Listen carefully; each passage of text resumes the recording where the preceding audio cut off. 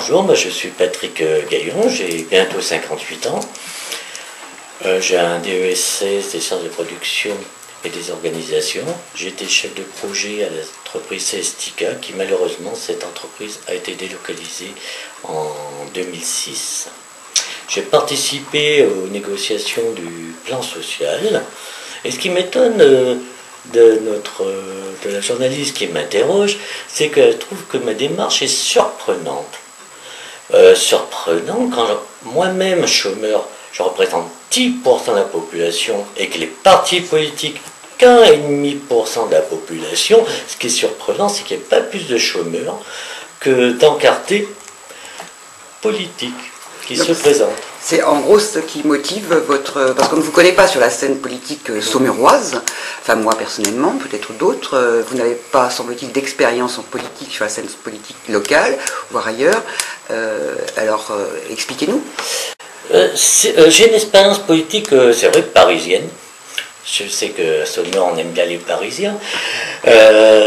Et mon expérience politique a été, j'ai soutenu longuement Jacques Dominati, qui était premier adjoint à la mairie de Paris. J'ai fait partie de la commission sociale à la mairie de Paris, qui est quand même un budget un peu plus conséquent que le canton de Saumur. Je vous signale, c'est quand même tous les hôpitaux de l'assistance publique. Et puis quand même, je tiens à vous rappeler que mon parti politique de l'époque, où c'était Alain Madelin qui en était le président, m'a proposé de me présenter aux législatives en 2002. Et j'étais candidat à l'investiture des législatives face à mes amis Jean-Paul Hugo, Michel Piron. Et c'est Alain Madelin, quel parti vous Démocratie libérale. Qui a rejoint la majorité présidentielle. Exactement, oui. D'accord. Oui, donc vous n'êtes pas... C'est-à-dire, non, ça ne s'est pas tout à fait passé comme ça, parce que moi j'ai l'avantage à beaucoup d'adhérents de l'UMP, c'est que moi j'ai la carte originelle de la naissance de l'UMP. Je n'ai pas attendu 2 tours d'élection pour adhérer à l'UMP. Moi j'ai commencé par l'Union en mouvement en 2002. D'accord, donc... et je serai, en grosso modo, le 790e adhérent de l'UMP. Vous aurez une investiture ? Je ne sais pas. Puis ça m'est égal. Je suis décidé n'importe comment. D'accord. C'est justement aux gens de l'UMP savoir s'ils me font confiance ou non. Moi, j'avoue sincèrement, je suis en congé de l'UMP. Je ne suis plus à jour de mes cotisations depuis 2008. D'accord. Parce que je considère qu'il y a, dans un parti politique, il y en a un qui tape sur l'autre et vice-versa, genre des batailles infantiles comme Piron contre Béchu au Conseil Général, ça m'interpelle un petit peu. Alors, est-ce qu'on peut dire que vous partez donc au nom des chômeurs, puisque comment pourrait s'appeler votre liste? Chômeurs, créer votre emploi dans la politique? Non, je me représente bien sûr au nom des chômeurs, mais des gens qu'on n'écoute surtout pas. C'est-à-dire la majorité des citoyens. Des gens qu'on laisse à 1200 € par mois, au maximum, dans le Saumurois. Parce que beaucoup d'entrepreneurs profitent de la pénurie d'emploi pour sous-payer les gens. Et qu'on leur donne des emplois précaires. C'est honteux. Et pourtant, j'étais démocratie libérale. D'accord.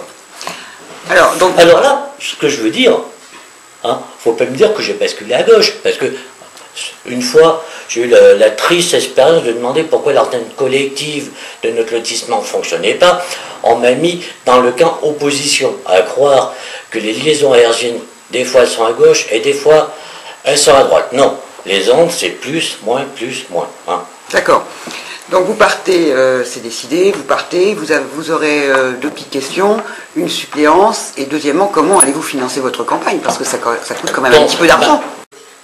L'objet de ma candidature, c'est un peu pour réveiller quand même tout ce qui est établi au niveau politique. C'est des carcans, c'est des clans, etc.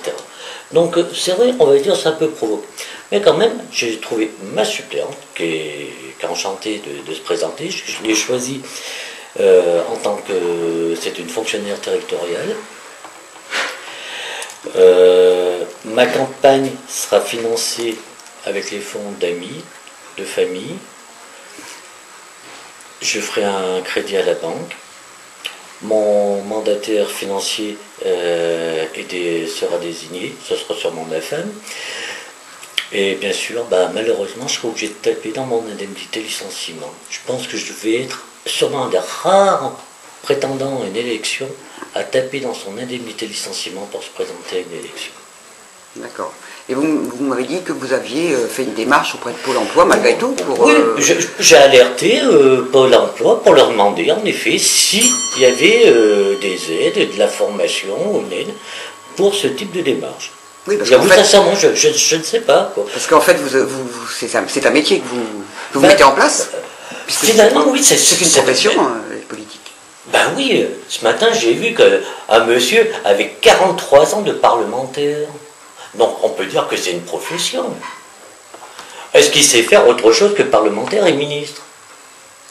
On peut se poser la question. Est-ce qu'un politique professionnel connaît vraiment le terrain? Ou simplement, il a toujours son chef de cabinet entre lui et la population? On peut se poser la question. Est-ce que les gens votent pour un chef de cabinet ou un directeur de cabinet ou pour un élu? On peut se poser la question. Moi, je suis pour un mandat unique. À chaque fois que vous demandez un entretien, vous avez droit au suppléant, au chef de cabinet, au directeur de cabinet. À moins qu'on me dise qu'un mandat, il n'y a rien à faire et on peut en cumuler 3. Vous allez programmer peut-être les réunions, donc on vous reverra certainement très prochainement. Ça sera assez original ma campagne électorale, parce que ça sera des genres de réunions, comme j'ai beaucoup d'amis, vente à domicile. Il n'y aura sûrement pas beaucoup de réunions publiques. Des réunions du Perrois. J'osais pas le dire. Merci.